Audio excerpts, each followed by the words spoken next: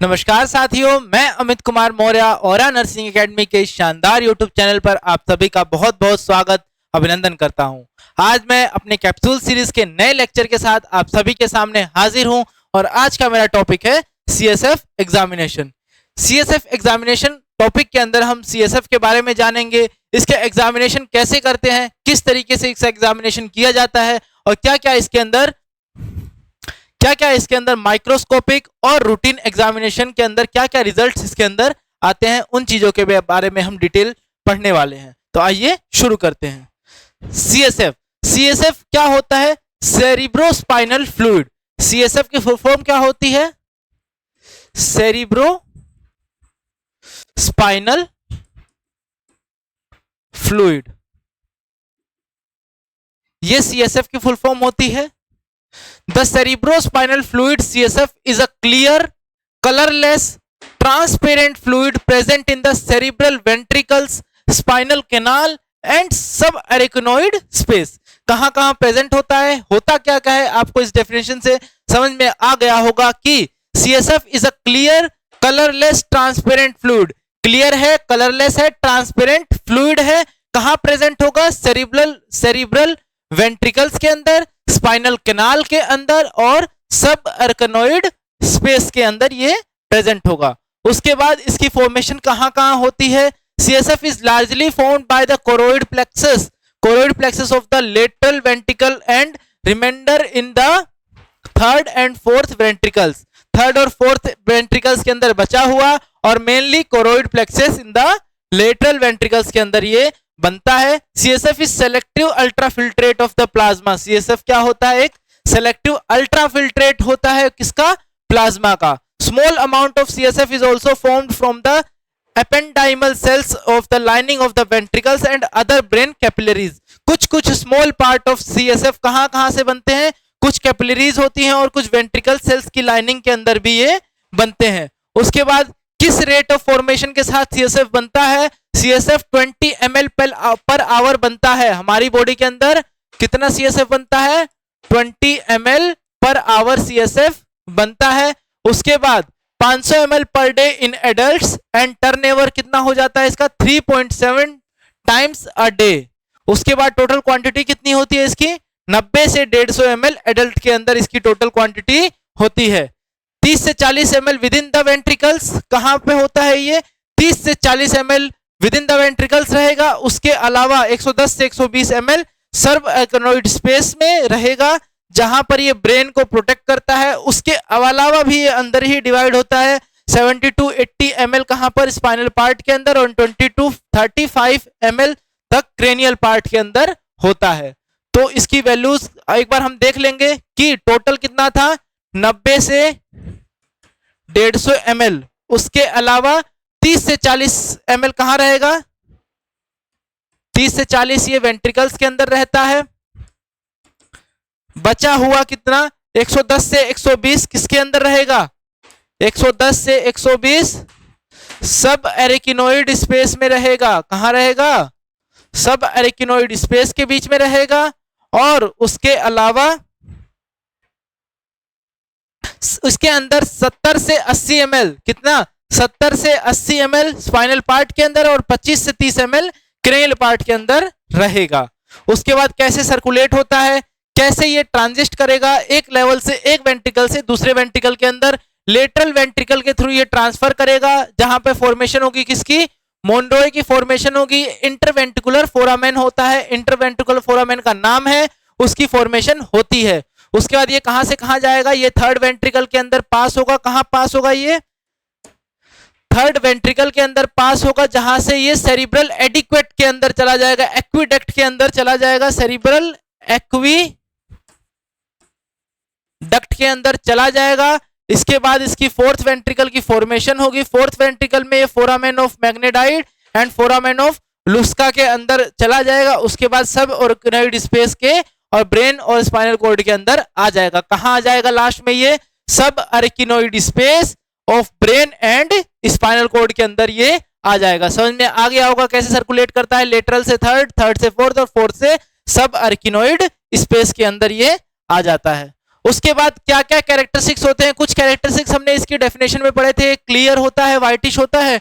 First slide में हमने देखा था, किसमें देखा था, फर्स्ट स्लाइड में हमने देखा था कि ये clear, colourless and transparent fluid होता है। क्या होता है, clear, colourless and transparent fluid होता है। तो पहले कलर में क्या है, क्लियर, ट्रांसपेरेंट और कलरलेस फ्लूइड होता है, कलरलेस फ्लूइड होता है। स्पेसिफिक ग्रेविटी क्या कितनी होती है इसकी, 1.004 से 1.007 तक इसकी स्पेसिफिक ग्रेविटी होती है। रिएक्शन कितनी है, alkaline and does not coagulate, ये एल्कलाइन होता है और कोगुलेट नहीं करता है। इसकी जो सेल्स होती हैं, इसकी जो सेल्स होती हैं एडल्ट्स में 0.5 सेल्स होती हैं, इन्फेंट के अंदर 0 से लेके 30 सेल्स तक होती हैं। 1 से 4 ईयर के बच्चे के अंदर 0 से लेके 20 सेल होंगी। 5 से 18 साल के बच्चे के अंदर 0 से लेके 10 होंगी। और ये सेल्स का वैल्यू आप कैसे याद रखेंगे, देखेंगे कि इन्फेंट में बहुत ज्यादा सेल्स प्रेजेंट हैं, बट एक एडल्ट के अंदर 0 से लेके 5 सेल्स ही प्रेजेंट हैं। तो ऐसे करके याद रखेंगे कि इन्फेंट में मैक्सिमम होता है, इन्फेंट में क्या होता है, मैक्सिमम होता है, और एडल्ट में मिनिमम होता है। मिनिमम सेल्स एडल्ट के अंदर होते हैं। प्रेशर क्या होता है, 60 से 180 mm ऑफ H2O अडल्ट के अंदर। अडल्ट के अंदर कितना प्रेशर होता है, 60 से 180 mm ऑफ H2O। और न्यूबॉर्न में कितना होता है, 100 से 10 से लेके 100 mm ऑफ H2O न्यूबॉर्न में इसका प्रेशर होता है। इस स्लाइड को आप अच्छे से नोट्स बना लीजिएगा, बहुत इंपॉर्टेंट स्लाइड है, बहुत इंपॉर्टेंट टर्म इसके अंदर दी हुई है। मैं साइड हो जाता हूं, इसका एक बार स्क्रीनशॉट आप लोग ले लीजिए, ठीक है। चलिए उसके बाद कंपोजिशन पे बात कर लेते हैं कि क्या क्या इसके अंदर कंपोजिशन होते हैं। Protein, glucose, sodium, chloride, calcium, urea, creatinine, lactic acid और बिलिरुबिन, ये चीजें इसके अंदर प्रेजेंट होती हैं। जो चीजें प्रेजेंट नहीं होती उसके सामने एब्सेंट लिखा हुआ है। प्रोटीन 14 से 45 mg पर डेसीलीटर, ग्लूकोज 45 से 80 mg पर डेसीलीटर। सोडियम कितना प्रेजेंट होता है, 147 मिली इक्विलिएंट पर लीटर, मतलब कि मिलीमोल पर लीटर। क्लोराइड 120 से 130, कैल्शियम 2.3 और यूरिया 12 mg पर 100 ml के अंदर 12 mg प्रेजेंट होता है। क्रिएटिनिन 1.5 mg पर 100 ml के अंदर प्रेजेंट होता है। और लैक्टिक एसिड भी 18 mg प्रेजेंट होता है 100 ml के अंदर। तो इस पेज का भी एक बार आप नोट्स बना लीजिएगा, इसका भी एक बार आप स्क्रीनशॉट ले लीजिएगा, ठीक है। चलिए फंक्शन क्या क्या होते हैं, सीएसएफ के फंक्शन क्या क्या, इतनी देर से हम सीएसएफ के बारे में बात कर रहे हैं, सीएसएफ के बारे में जानकारी ले रहे हैं, लेकिन सीएसएफ का फंक्शन क्या होता है एक बार उसके बारे में जान लेते हैं कि सीएसएफ का क्या फंक्शन होता है। प्रोटेक्शन या बायोएंसी प्रोवाइड करने के लिए, ब्रेन को प्रोटेक्ट करने के लिए और एक बायोएंसी प्रोवाइड करने के लिए यूज किया जाता है। न्यूट्रिशन प्रोवाइड करने के लिए यूज किया जाता है। Removal of the waste, waste को रिमूव करने के लिए किसका यूज किया जाता है, सीएसएफ का यूज किया जाता है। और लुब्रिकेशन प्रोवाइड करने के लिए किसका यूज किया जाता है, सीएसएफ का यूज किया जाता है। किसके लिए, लुब्रिकेशन प्रोवाइड करने के लिए। उसके बाद इंडिकेशन क्या क्या है, क्यों हमें सीएसएफ एग्जामिनेशन करवाने की जरूरत है, क्या रिक्वायरमेंट होती है जब हमें डॉक्टर या कोई भी जो हायर अथॉरिटी है, जो हमें फिजिशियन है, क्यों प्रेस्क्राइब करता है कि हमें सीएसएफ एग्जामिनेशन कराने की जरूरत है। अगर हमें इन्फेक्शंस हुए हैं, क्या हुए हैं, infections like meningitis and encephalitis, कैसे इन्फेक्शंस हुए हैं, लाइक मेनिंजाइटिस एंड एन्सेफेलाइटिस, तो हमें इन्फेक्शंस अगर हुए हैं तो हमें सीएसएफ एग्जामिनेशन करवाने की आवश्यकता हो सकती है। इन्फ्लामेटरी कंडीशंस है अगर, जैसे सार्कियोडोसिस या न्यूरोफिलिस या एसएलई, अगर इन्फ्लामेटरी कंडीशन है ब्रेन के अंदर, ब्रेन रिलेटेड अगर इन्फ्लामेटरी कंडीशन है तो हमें सीएसएफ एग्जामिनेशन करवाना पड़ सकता है। इनफिल्ट्रेटिव कंडीशन है, क्या कंडीशन है, इनफिल्ट्रेटिव कंडीशन है, ल्यूकेमिया या लिम्फोमा की कंडीशन अवेलेबल है या ल्यूकेमिया या लिम्फोमा की कंडीशन हो जा रही है, तो हमें क्या करना है, ये इंडिकेशन होता है सीएसएफ को एग्जामिन करने का। एडमिनिस्ट्रेशन करना है किसका, ड्रग्स का सीएसएफ के अंदर। थेरापेटिक एम इसका यही होता है कि हमें ड्रग्स को एडमिनिस्टर करना है। अगर उस कंडीशन में अगर हमें कोई प्रॉब्लम आ रही है तो हमें क्या करवाना है, सीएसएफ एग्जामिनेशन करवाना है। ड्रग्स के अंदर कौन कौन सी, एंटीबायोटिक, एंटी कैंसरस ड्रग और एनेस्थेटिक ड्रग का यूज करते समय हमें इसका ध्यान रखना है, ठीक है। उसके बाद अब लंबर पंचर, यहां तक आप सभी को समझ में आ गया होगा। अब लंबर पंचर के बारे में हम जानकारी ले लेते हैं कि लंबर पंचर क्या होता है। लंबर पंचर एक तरीका है किसको करने का, सीएसएफ का सैंपल कलेक्ट करने का, सीएसएफ को निकालने का एक तरीका है लंबर पंचर। तो इसको एक बार हम जान लेते हैं कि लंबर पंचर क्या होता है। Lumbar puncture is also known as spinal tap. It is a procedure where sample of the cerebrospinal fluid is taken for examination. Lumbar puncture क्या होता है, लंबर पंचर एक स्पाइनल टैप, इसको हम स्पाइनल टैप भी बोलते हैं। क्या बोलते हैं, लंबर पंचर को हम क्या बोलते हैं, स्पाइनल टैप भी बोलते हैं, जो कि एक तरीका है क्या करने का, सैंपल को कलेक्ट करने का, किसके लिए, सीएसएफ एग्जामिनेशन के लिए। ये पहली बार परफॉर्म किसने किया था, first it was perform by Quincke in 1891। किसने किया था ये, क्विनके ने 1981 के अंदर। तो ये समझ में आ गया होगा आपको कि किसने ये किया था पहली बार और लंबर पंचर क्या होता है। उसके बाद लंबर पंचर का क्या प्रोसीजर है, लंबर पंचर का क्या प्रोसीजर है, इसके बारे में एक बार जान लेते हैं कि लंबर पंचर का क्या प्रोसीजर है। Patient usually lie on a bed on one side. Patient क्या करेगा, एक साइड बेड पर लाई करेगा और क्या करेगा, जो पेशेंट होगा lateral recumbent position, lateral position show करेगा, रिकम्बेंट पोजीशन शो करेगा with knees pulled up against the chest. Knees को क्या करेंगे, पुल अप कर लेंगे चेस्ट के अगेंस्ट। तो ये क्या करना है, ये पोजीशन में पेशेंट लाई करेगा। It may also done while sitting and leaning the forward some pillows and sterilize the area. इस तरीके से भी कर सकते हैं, बैठा के भी और लेटा के भी कर सकते हैं। किस, लंबरवर्ड पोजीशन के अंदर बैठा के भी, लेटा के भी कर सकते हैं। पुश अ एलपी निडल, एलपी निडल कौन सी होती है, LP needle lumbar puncture needle कौन सी होती है, lumbar puncture needle through the skin and tissues between the two vertebra. दो वर्टिब्रा के स्पेस के बिटवीन में हमें ये निडल पुश करनी है around the spinal code which is filled with CSF, जो कि सीएसएफ से भरा होगा। CSF leaks through the back of the needle and collected in 3 tubes. कितने ट्यूब्स के अंदर कलेक्ट किया जाएगा, 3 ट्यूब्स के अंदर कलेक्ट किया जाएगा। Generally taken 6 to 7 ml can be taken for an adult and pressure is normal. कितना प्रेशर होना चाहिए, 50 से 180 mm ऑफ H2O। और कितना कलेक्ट होता है ये, 6 to 7 ml can be taken for an adult. अब देखिए ये लंबर पंचर है, थर्ड और फोर्थ के बीच में ये लंबर पंचर किया गया है और यहां से सीएसएफ, इस फ्लूइड को सीएसएफ को हमने कलेक्ट कर लिया है। व्हाइटिश फ्लूइड होता है। अगर ये पिक्चर आपको साफ नहीं दिख रही होगी तो इसको हम थोड़ा बड़ा कर देते हैं, इसको हम क्या कर देते हैं, इसको थोड़ा सा छोटा,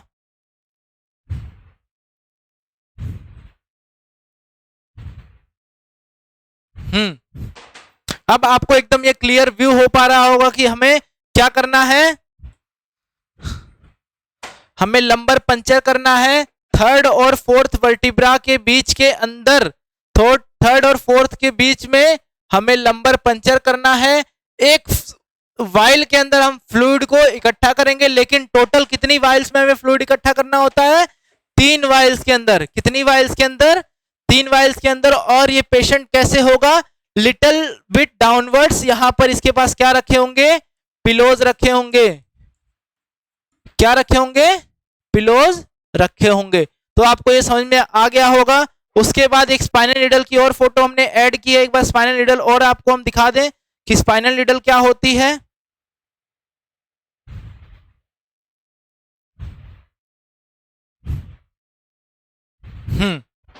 ये देखिए एक स्पाइनल नीडल है, कितने गेज की है, 20 गेज की है। ये कितने गेज की है, 20 गेज की है। 3.5 इतने की है, कितने 20 गेज की है और 3.5 इंच की है।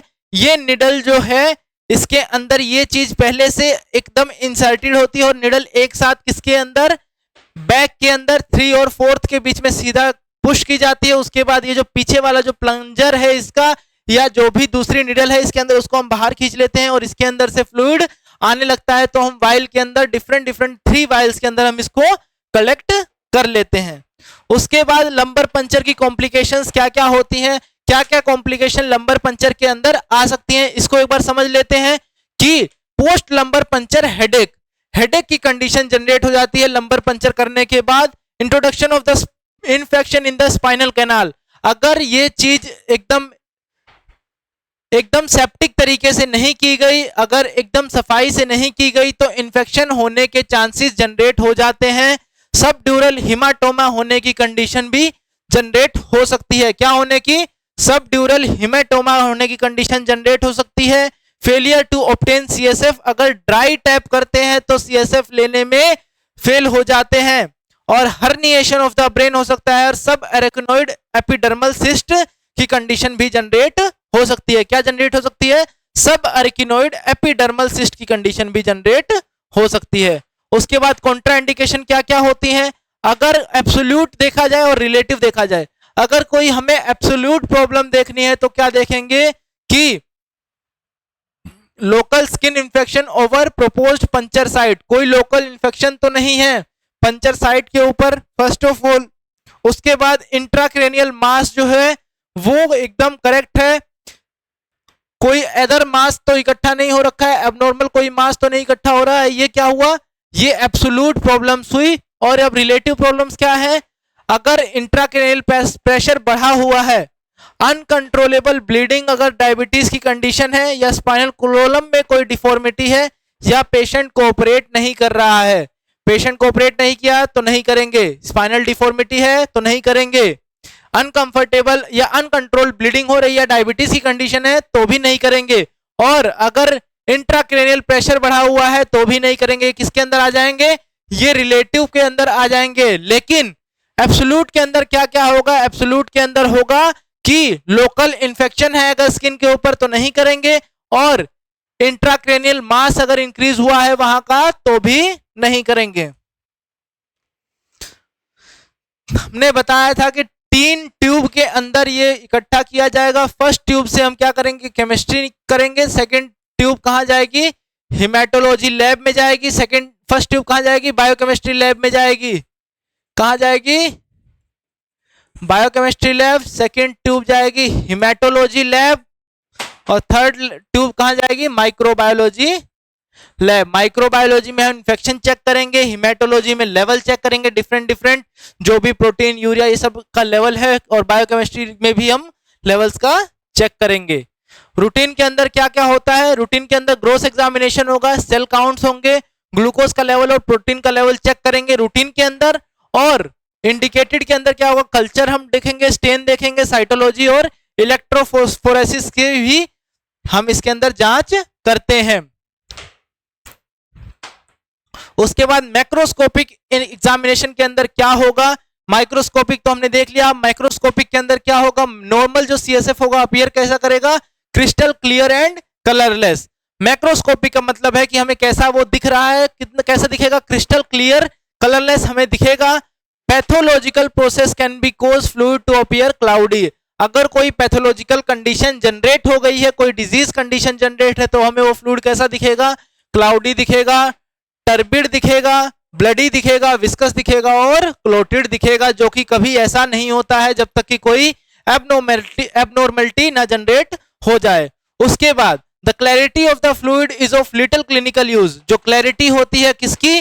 फ्लूइड की, वो लिटिल क्लिनिकल यूज की होती है और इमीडिएट इंडिकेशन करेगी कि एबनॉर्मलिटी उसके अंदर है।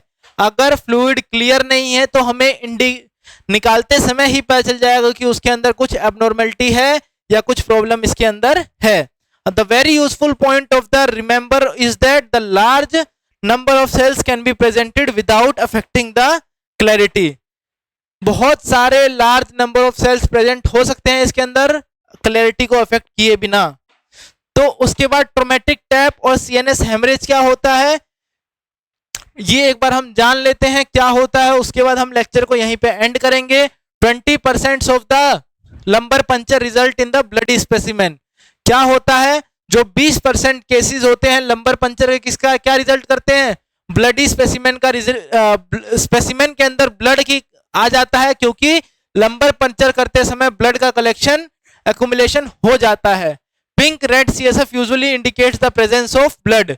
पिंक हो या सीएसएफ रेड हो, पिंक हो या रेड हो, तो सीएसएफ क्या इंडिकेट करेगा कि उसके अंदर ब्लड प्रेजेंट है। It is extremely important to identify the source of the blood. और ये भी बहुत इंपॉर्टेंट है कि हमें कैसे आइडेंटिफाई करना है कि ये सोर्स ब्लड का कहां से आया है, सीएसएफ के अंदर ब्लड कहां से आया है, कोई अंदर से हेमरेज तो नहीं है, या जहां से हमने ब्लड कलेक्ट किया वहां से हमारे थ्रू कोई डैमेज तो नहीं हो गया, हमने कोई ऐसी प्रॉब्लम ना क्रिएट कर दी हो जो सैंपल कलेक्ट कर रहा है कि वहां से ब्लड का आना शुरू हो गया है। तो यहां पर हमने सीएसएफ के बारे में नॉर्मल जानकारी सारी इकट्ठा कर ली है, क्या क्या नॉर्मल वैल्यूज होती हैं, इन सभी चीजों को हमने जान लिया है। इन सभी चीजों को एक बार आप अच्छे से नोट कर लीजिएगा। अगर कोई प्रॉब्लम फिर भी आए तो कमेंट सेक्शन में हम आपके साथ अवेलेबल रहेंगे। और सीएसएफ का एक डेडिकेटेड वीडियो यूनिवर्सिटी एग्जाम्स के लिए जल्द ही हमारे शिखर बैच के अंदर लॉन्च किया जाएगा। पैथोलॉजी का चैप्टर है ये, इसको हम जल्द ही हमारे शिखर बैच के साथ फिर से लेके आएंगे। जब तक के लिए पैथोलॉजी सीएसएफ एग्जामिनेशन का ये वीडियो आपके लिए काफी फायदेमंद रहने वाला है। इसके अंदर आने वाले एमसीक्यूज इस वीडियो के थ्रू आपके क्लियर हो जाएंगे। जब तक के लिए धन्यवाद, मिलते हैं एक ऐसी ही नई धमाकेदार वीडियो में। नमस्कार।